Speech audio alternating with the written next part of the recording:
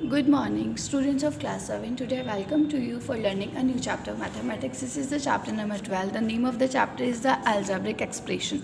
So, student, in this chapter, we have learned about the algebra, and expressions. कि whenever you are in the 6th standard, जब हम 6th class में थे तो हमने देखा था algebra क्या होता है. Algebra, it is a new technique of mathematician. जैसे हम ज्योमेट्री पढ़ते हैं, मैथ्स में जब हम शेप्स की बात करते हैं तो हम उसे ज्योमेट्री बोलते थे, नंबर्स की बात करते तो न्यूमेरिकल ऑपरेशंस. लेकिन जब हमने मैथमेटिक्स को अल्फ़ाबेट के साथ पढ़ना सीखा, अल्फ़ाबेट मतलब ABCD, तो उसे हम क्या बोलते थे, अलजेब्रा. और जब हम 6th स्टैंडर्ड में थे हमने इससे काफ़ी सारी इक्वेशंस बनाना सीखे थे, एक्सप्रेशंस. सो देखिए कि we have already come across simple algebraic expression. मैंने आपको बताया था जैसे x+3 y-5 4x+5. आपने देखा था कि ये जो x y और जो x है उनकी कोई वैल्यूज़ होती है. जब हम 6th स्टैंडर्ड में थे तो हमने देखा था कि जो भी आपके एक्सप्रेशंस हैं ये आपकी कैसी एक्सप्रेशंस है, अलजेब्रिक. क्योंकि देखिए x+3, इस x+3 में ये जो x है ये एक अल्फ़ाबेट है, y एक अल्फ़ाबेट है, x एक अल्फ़ाबेट है. That's why this expression is called the algebraic expression. Okay, अब हम देखेंगे कि जो एक्सप्रेशंस होती हैं वो फॉर्म कैसे होती हैं. इसके अंदर देखिए it is a concept of lots of thing, जैसे कि वेरिएबल, कांस्टेंट, टर्म, फैक्टर्स. तो देखिए कि अगर हम बात करते हैं कि however expression form, we know very well what a variable is. We use letter x, y, l, m etc. to denote variable. जैसा मैंने आपको बताया था कि आप A से लेकर Z तक कोई भी लेटर अपने एक्सप्रेशन को बनाने के लिए काम में ले सकते हैं. To denote variables, a variable can take various values. और ये जो वेरिएबल है इसकी कोई भी वैल्यू हो सकती है, लाइक x 1 हो सकता है, 2 हो सकता है, 3 हो सकता है, 4 हो सकता है, ये 20 भी हो सकता है, 100 भी हो सकता है एंड 1000 भी हो सकता है. हम x की जगह पे क्या लिख सकते हैं, 100 लिख सकते हैं, 1000 लिख सकते हैं. इसी तरीके से जो y है उसको भी हम कोई भी वैल्यू दे सकते हैं. It is not a fixed value, it's value is not fix. On the other hand a constant has a fixed value. लेकिन कॉन्स्टेंट क्या होता है बच्चों, फिक्स्ड वैल्यू होती है. मैं अभी आपको समझाती हूँ कैसे. फॉर एग्ज़ाम्पल देखिए जैसे 400 - 17. तो देखिए कि मान लीजिए आपकी एक्सप्रेशन है, look at the following example. So look at the following expression. देख लीजिए बच्चों, आपके यहाँ पे एक एक्सप्रेशन गिवन है. क्या एक्सप्रेशन गिवन है, 3x + y 3xy + 2x + 4. देखिए ये आपकी एक एक्सप्रेशन है. अब इसमें मैं वेरिएबल्स की बात करूँ, इसमें कौन कौन सा अल्फ़ाबेट है. तो देखिए अगर मैं इसमें वेरिएबल फाइंड करूँगी तो आप देखोगे इसमें x वेरिएबल है, इसमें y वेरिएबल है और इसमें एक और x है. ठीक है, तो इसमें वेरिएबल कौन से हो गए, x y x. वेरिएबल क्या होते हैं ये. अब देखिए कांस्टेंट की बात करते हैं. कांस्टेंट देखिए बेटा क्या होते हैं, कांस्टेंट वेरिएबल जो होते हैं उसकी तो कोई भी वैल्यू हो सकती है. जैसा मैंने अभी आपको बताया कि हम उसको 1 मान सकते हैं, 10 मान सकते हैं, 100 हो सकते हैं. लेकिन जो कांस्टेंट होते हैं वो एक फिक्स्ड वैल्यू होती है जिसकी कभी वैल्यू चेंज नहीं होती. जो आपके एक्सप्रेशन में गिवन होता है हम हमेशा उसे ही काम में लेंगे. देखिए जैसे 3xy. अब देखिए 3 एक वैल्यू है, लेकिन अगर मैं x को 1 मानूंगी, अगर मान लीजिए x को मैंने 1 माना, 3xy मतलब 3 × 1, तो देखिए तब तो ये वैल्यू सेम है. लेकिन अगर मैं x की जगह पे 2 लिख दूंगी तो यहाँ पे क्या हो जाएगा, 3 × 2 = 6, मतलब वैल्यू चेंज हो गई. तो ये आपका कांस्टेंट नहीं है. इसी तरीके से 2x है, अगर x 1 है तब तो 2 × 1 = 2, 2x हो गए. लेकिन देखिए इन सब में जो एक टर्म है हमारी 4, ये कैसी है, सिंपल है 4, क्योंकि जो 4 है वो चेंज नहीं हो सकता. तो हम बोल सकते हैं कि जो हमारे नंबर्स होते हैं कि जिनमें कोई भी वेरिएबल साथ में नहीं होता उसे ही हम कांस्टेंट मानेंगे. So like this. एक और आपकी मैंने दे दी, एक और एक्सप्रेशन है 2x + 5. अब देखिए इसमें 2x है, इसमें x की वैल्यू डिफ़र होने से, x की वैल्यू दूसरी होने से अगर एक की जगह पे कोई और वैल्यू हुई तो ये 2 की वैल्यू चेंज हो सकती है. लेकिन ये जो 5 है इसकी वैल्यू चेंज नहीं हो सकती. तो हमारा जो कांस्टेंट हुआ वो क्या हुआ बेटा, 5 हुआ. Okay, so guys we combine variable and constant to make algebraic expression. तो हम क्या करते हैं, ये जो वेरिएबल है और कांस्टेंट है हम इनको साथ में लाकर, साथ में लिखकर हम क्या करते हैं, एक्सप्रेशंस को बनाते हैं. ओके, जैसा मैंने अभी आपको सिखाया. और for this we use the operations of addition, और इनके बीच में हम प्लस, माइनस, मल्टीप्लाई और डिवीजन के साइंस को यूज़ करते. We have already come across expressions like, देखिए आपकी एक्सप्रेशन है 4x + 5. तो देखिए यहाँ पे आपकी एक एक्सप्रेशन क्या हो गई, 4x + 5, 10y - 20. The expression 4x + 5 is denoted from the variable. अब देखिए 4x + 5 में वेरिएबल क्या हुआ, 4x. ओके, यहाँ पे वेरिएबल क्या है, x. और अगर मैं यहाँ पे आपसे कांस्टेंट की बात करूँ तो कांस्टेंट कितना है, 5 है. वेरी क्लियर, क्योंकि यहाँ पे जो 5 है उसकी वैल्यू चेंज हम नहीं कर सकते. Is obtain from the values x first by multiplying x by the constant 4 and then adding the constant 5 to the product. Similarly अब 10y माइनस 20 है तो 10y कैसे, अगर 10 को y से मल्टीप्लाई किया होगा तो y is a variable in it and constant देखिए -20. ओके तो इस तरीके से बच्चों हम जो हमारे डिफरेंट ऑपरेशन है लाइक एडिशन, मल्टीप्लिकेशन, सब्ट्रैक्शन और डिवीज़न, इनको काम में लेके हम इजीली हम हमारी एक्सप्रेशंस को फॉर्म कर सकते हैं. तो in this easy words we can say that, in the simple words we can say that expression is formed with the many things like the variable, constant and the different signs of numericals. Okay, अब देखिए हमारे पास एक नई चीज़ है terms of an expression. Expression आपको समझ में आ गया कि जो एक्सप्रेशन होता है वो किससे मिलकर बना होता है, वेरिएबल से और कांस्टेंट से. लेकिन टर्म्स हम किसे कहते हैं, you know. So let's see, look at the following example. So children, in the given here the given expression is a 3xy plus 2x plus 4. हम बात कर रहे हैं कि टर्म्स क्या होती है बच्चों. देखिए टर्म क्या होती है कि हमारी एक्सप्रेशन है, सबसे पहले 3xy, इसमें क्या क्या होगा, 3 को x से मल्टीप्लाई किया होगा, फिर y को मतलब 3 को x और y से मल्टीप्लाई किया होगा, प्लस फिर 2x प्लस 4. तो देखिए ये जो हमारे प्लस के जो साइंस हैं वो इसको 3 पार्ट्स में डिवाइड कर रहे हैं. तो इट्स मीन यहाँ पे कितने टर्म्स हो गई, 3 टर्म्स. तो जो भी हमारे जो साइंस होते हैं न्यूमेरिकली अगर हम उनको सेपरेट कर दें, जैसे देखिए 3xy, ये दोनों दो डिफरेंस हैं, दो डिफरेंट टर्म्स हैं, तो इन्हें हम क्या लिख सकते हैं कि इस एक्सप्रेशन में हमारी टर्म्स कौन सी हुई, 3xy. एक टर्म है हमारी 3xy क्योंकि बाद में कौन सा साइन आ गया, प्लस का, तो इसने इसको सेपरेट कर दिया. फिर 2x, तो 2x भी हमारी टर्म है और 4 जो कि हमारा कांस्टेंट भी है और ये हमारी टर्म भी है. तो हम बोल सकते हैं in the given expression 3xy हमारी एक first term, second term is the 2x and the third term is the 4. तो हम कह सकते हैं कि टर्म क्या होती है कि कोई भी आपकी एक्सप्रेशन गिवन है. Look at the following example. Look at the following example. देखिए यहाँ पे हमारी एक एक्सप्रेशन गिवन है 4x² माइनस 20y. तो देखिए यहाँ पे 4 को x² से मल्टीप्लाई किया होगा, तो एक तरीके से हम बोल सकते हैं कि हमारी एक टर्म यहाँ पे क्या हो गई, 4x². अब देखिए इन दोनों को इसने किससे सेपरेट किया है, 20 माइनस के साइन से. तो देखिए इस क्वेश्चन में, इस एक्सप्रेशन में हमारी 2 टर्म्स हैं. तो हाँ टर्म्स क्या होगी, जब हम चीज़ों को साइन से डिफर करेंगे, सेपरेट कर लेंगे, तो हम उसे टर्म्स बोलते हैं. Okay, and now the point is the factors of a term. After the term हम देखेंगे कि फैक्टर्स क्या होते हैं. फैक्टर्स देखिए we saw about the expression 4x² minus 3xy consist of 2 terms. जैसा मैंने अभी भी आपको बताया कि हमारी एक एक्सप्रेशन है 4x² माइनस 3xy. देखिए इसमें 2 टर्म्स हैं, एक टर्म है 4x² और दूसरी टर्म है minus 3xy. The term 4x² is a product of 4x and x. 4x² का मतलब क्या होगा कि x को कितने टाइम्स लिखा हुआ है, 2 टाइम. आपने चैप्टर 13 पढ़ा एक्सपोनेंट. x² मतलब x के ऊपर कितनी पावर है, 2 की, तो हम x को कितने टाइम लिखेंगे, 2 टाइम. तो 4 इंटू x. तो हम बोल सकते हैं 4x² क्या is the product of, product मतलब multiplication of 4 into x and y. तो we say that 4x and x are the factors of that. तो हम बोल सकते हैं कि हम इनको जो सेपरेट करके लिखेंगे कि 4x² मतलब हमने एक्सपेंड करना सीखा था कि हम उसको एक्सपेंड करके लिखो. तो 4x² मतलब 4 इंटू x. तो देखिए यहाँ पे जो 4x और x है are the terms of 4x². और term is a product of the factor. इसी तरीके से जो टर्म है माइनस 3xy, तो माइनस 3xy मतलब माइनस 3x और y, इन तीनों का क्या क्या होगा, मल्टीप्लाई. तो देखिए बच्चे उसको लिखेंगे कैसे हम. स्टूडेंट देखिए यहाँ पे हमारी जो एक्सप्रेशन है वो क्या गिवन है, 3xy. अब देखेंगे कि 3xy हमारी टर्म है, तो बच्चों हम जब इन्हें लिखते हैं तो हम कैसे लिखेंगे, जैसे एक आपकी टर्म है 3xy.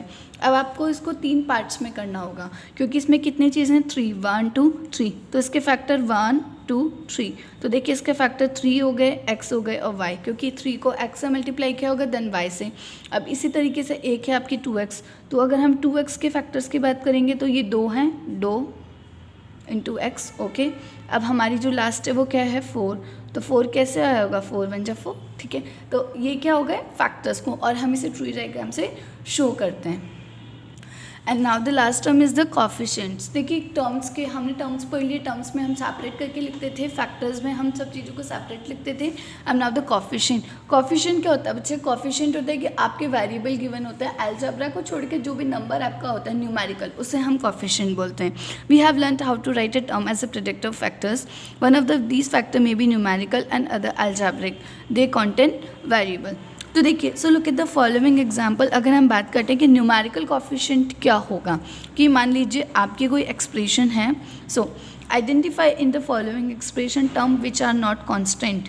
कॉन्स्टेंट मतलब कि जिसमें वेरिएबल नहीं है, गिव देयर न्यूमेरिकल कोफिशिएंट। आपको सिर्फ उसके नंबर वाले कोफिशिएंट्स को बताना है। देखिए यहाँ आपके टर्म्स दे रखी हैं, यहाँ पे बहुत सारे आपकी एक्सप्रेशंस हैं। तो देखिए x y plus 4, 13 minus y square, 13 minus y plus 5, इसका तो देखिए आपके अलग अलग है। सो गाइस सी, आपकी डिफरेंट एक्सप्रेशंस हैं। वो डिफरेंट एक्सप्रेशन क्या, एक थी x y plus 4, 13 minus y square, 13 minus y plus 5 y का स्क्वायर वाई। और देखिए आपकी यहाँ पे 4 एक्सप्रेशंस हैं। तो आपको पता है, मैं सबसे पहले इन्हें टर्म्स में लिखेंगे। तो देखिए अगर हम इनके टर्म्स की बात करें, टर्म्स मतलब देखिए एक्स वाई प्लस 4, तो देखिए 2 टर्म्स हो गई हैं। एक हो गया एक्स वाई, तो देखिए यहाँ पे which is not a constant, मतलब आपको कांस्टेंट वाली नहीं लिखनी। अब इसमें देखिए 4 कांस्टेंट हैं, तो हमें यहाँ नंबर नहीं लिखना, ओनली वेरिएबल वाली लिखनी। तो यहाँ पे वेरिएबल वाली टर्म कौन सी, एक्स वाई। अब इनका कोफिशिएंट देखोगी, एक्स और वाई सिंगल सिंगल लिखा है, एक एक्स और एक वाई का मतलब क्या होता है, 1। इसी तरीके से देखो 13 माइनस वाई का स्क्वायर, आपको कांस्टेंट वाला मतलब नंबर वाला नहीं लिखना, ओनली वेरिएबल वाला। तो यहाँ क्या दे रखा है, माइनस वाई का स्क्वायर। तो माइनस वाई मतलब एक सिंगल वाई मतलब 1, और 1 1 जा 1 करेंगे, तो यहाँ पे कैसा है, माइनस का 1। ओके, अब देखिए 13 माइनस वाई प्लस 5 वाई का स्क्वायर वाई। अब देखिए यहाँ पे जो बच्चों 13 है, इस 13 को नहीं लिखना, तो यहाँ पे हम क्या लिखेंगे, माइनस वाई। अब सिंगल 1 है, तो यहाँ पे क्या आ गया, -1। ओके, अब दूसरी टर्म थी हमारी 5 वाई का स्क्वायर इंटू वाई।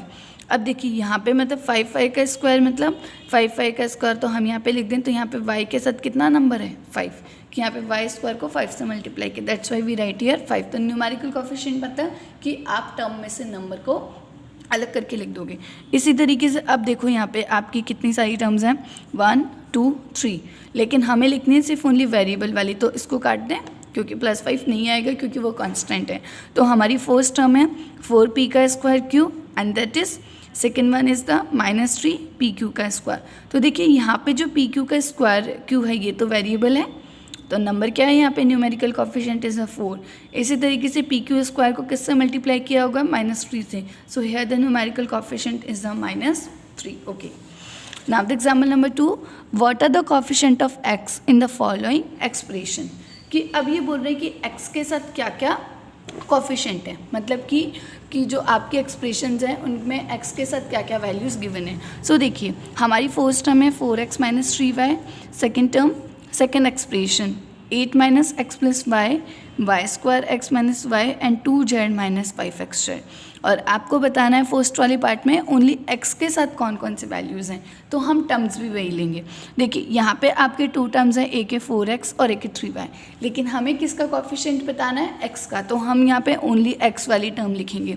सो x वाली टर्म है 4x, और 4x मतलब 4 इंटू एक्स, तो there is the coefficient of x is 4, मतलब x के साथ कौन से न्यूमेरिकल वैल्यू है, 4। इसी तरीके से 8 माइनस एक्स लिख दो, और माइनस एक्स मतलब सिंगल होता है तो हम उसकी क्या वैल्यू मानते हैं बच्चों, 1, तो माइनस है तो -1। वाई स्क्वायर एक्स, तो वाई स्क्वायर एक्स, तो देखो वाई स्क्वायर मतलब वाई का स्क्वायर। 2z माइनस 5zx, तो देखिए यहाँ पे ये 2z नहीं लेंगे क्योंकि उसमें x नहीं है, तो हमने यहाँ पे लिखा -5x। So that is x को छोड़ के क्या वैल्यूज आ जाएगी, -5। इसी तरीके से बोल रहे हैं कि right the coefficient of y। अब आप इसी तरीके से इसमें y के लिखोगे। अब आपको x को लीव करना है, तो 4x माइनस 3y, तो y वाली क्या है फैक्टर टर्म, -3y। अब देखिए इसका कोफिशिएंट y के साथ कितनी वैल्यू, -3। इसी तरीके से yz, तो yz मतलब 1, y के साथ क्या थी टर्म, z, तो I write it here z। yz square, तो y को छोड़ के z स्क्वायर और my, तो देखिए so the coefficient of y is the m। अब इन सब के बाद एक हमारी टर्म आती है लाइक और अनलाइक टर्म। सो देखिए हमारी जो टर्म्स होती है, मैंने टर्म्स अभी आपको समझाई थी। टर्म्स क्या होती है कि जब हम किसी एक्सप्रेशन को 2 3 4 पार्ट्स में बांट देते हैं तो हम उसे क्या बोलते हैं, टर्म्स बोलते हैं। लेकिन इन टर्म्स को हम लिखते कैसे, this is really very important.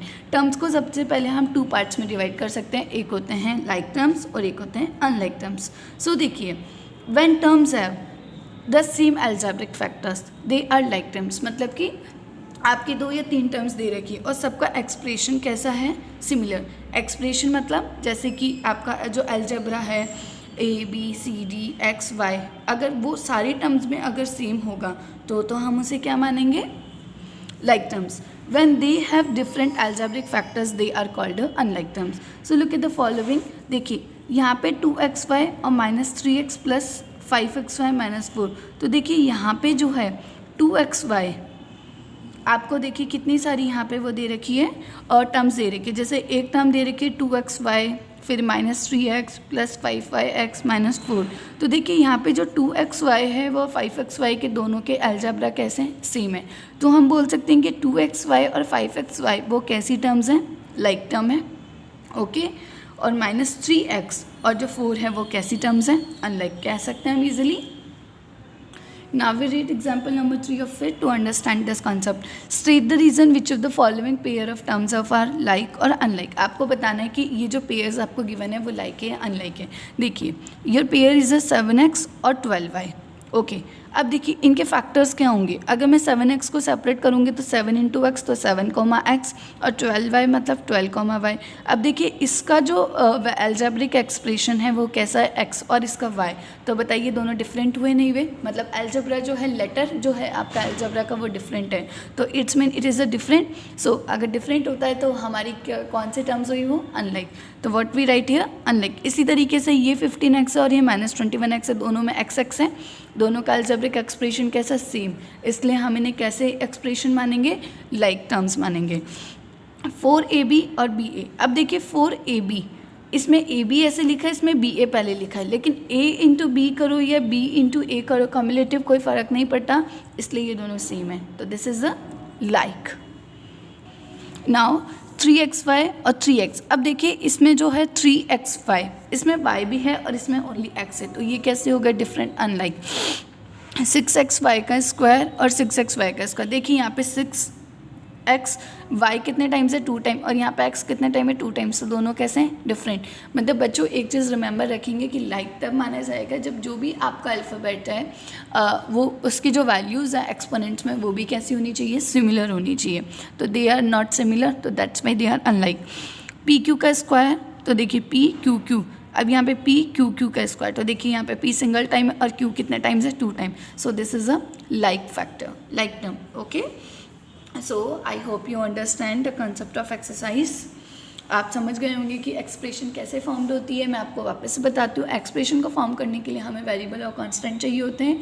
जो वेरिएबल्स होते हैं उनकी वैल्यू फिक्स नहीं होती, बट जो कांस्टेंट होते हैं उनकी वैल्यूज़ फिक्स होती है, टर्म फैक्टर्स।